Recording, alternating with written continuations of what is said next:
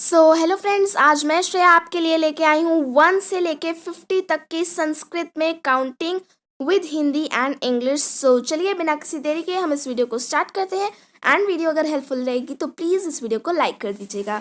तो एक को कहते हैं एकह यानी कि 1। दो को कहते हैं द्वौ यानी कि 2। तीन को कहते हैं त्रयः यानी कि 3। चार को कहते हैं चत्वारः यानी कि 4। 5 को कहते हैं पंच यानी कि 5। 6 को कहते हैं खट यानी कि 6।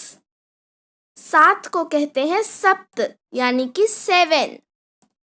8 को कहते हैं अष्ट, इसे अष्टौ भी कहते हैं यानी कि 8। 9 को कहते हैं नव यानी कि 9। 10 को कहते हैं दश यानी कि 10। 11 को कहते हैं एकादश यानी कि 11। 12 को कहते हैं द्वादश यानी कि 12। 13 को कहते हैं त्रयोदश यानी कि 13। 14 को कहते हैं चतुर्दश यानी कि 14। 15 को कहते हैं पंचदश यानी कि 15। 16 को कहते हैं खोडश यानी कि 16। 17 को कहते हैं सप्तदश यानी कि 17।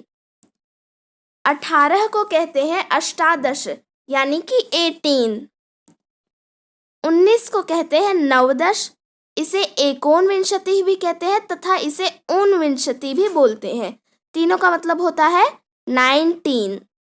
20 को कहते हैं विंशति यानी कि 20। 21 को कहते हैं एकविंशति यानी कि 21। 22 को कहते हैं द्वाविंशति यानी कि 22। 23 को कहते हैं त्रयोविंशति यानी कि 23। 24 को कहते हैं चतुर्विंशति यानी कि 24। 25 को कहते हैं पंचविंशति यानी कि 25। 26 को कहते हैं खड्विंशति यानी कि 26। 27 को कहते हैं सप्तविंशति यानी कि 27। 28 को कहते हैं अष्टाविंशति यानी कि 28। 29 को कहते हैं नवविंशति तथा इसे एकोनत्रिंशत् भी कहते हैं यानी कि 29। 30 को कहते हैं त्रिंशत् यानी कि 30। 31 को कहते हैं एकत्रिंशत् यानी कि 31। 32 को कहते हैं द्वात्रिंशत् यानी कि 32। 33 को कहते हैं त्रयस्त्रिंशत् यानी कि 33। 34 को कहते हैं चतुस्त्रिंशत् यानी कि 34। 35 को कहते हैं पंचत्रिंशत् यानी कि 35। 36 को कहते हैं खट्त्रिंशत् यानी कि 36। 37 को कहते हैं सप्तत्रिंशत् यानी कि 37। 38 को कहते हैं अष्टात्रिंशत् यानी कि 38। 39 को कहते हैं नवत्रिंशत् अथवा इसे बोलते हैं एकोनचत्वारिंशत् यानी कि 39। 40 को कहते हैं चत्वारिंशत् यानी कि 40। 41 को कहते हैं एकचत्वारिंशत् यानी कि 41। 42 को कहते हैं द्विचत्वारिंशत् यानी कि 42। 43 को कहते हैं त्रयश्चत्वारिंशत् अथवा इसे कहा जाता है त्रिचत्वारिंशत् यानी कि 43। 44 को कहते हैं चतुश्चत्वारिंशत् यानी कि 44।